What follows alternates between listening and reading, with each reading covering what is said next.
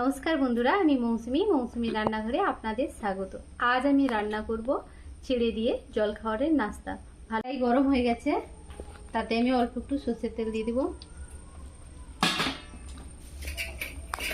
তেল গরম হয়ে গেছে, তাতে আমি কিছু কারি পাতা দিয়ে নেব,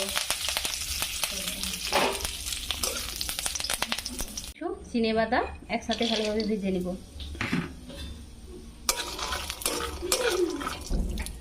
আর কিছু সরষের তেল দিয়ে দিব।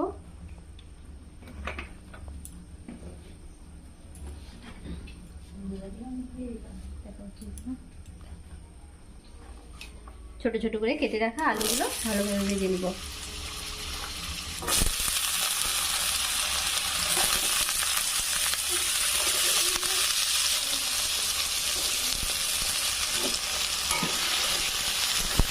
হয়ে গেছে, একে একে ফুলকপি বাঁধাকপি সবজিগুলো কেটে দিয়েছি, ভালোভাবে ভেজে নিব।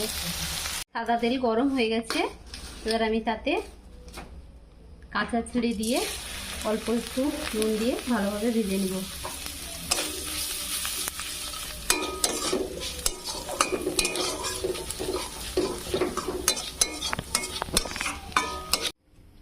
আমি সন্ধ্যাবেলা টিফিনের জন্য চিড়ে ও অল্প কিছু সবজি দিয়ে এই নাস্তা বানালাম।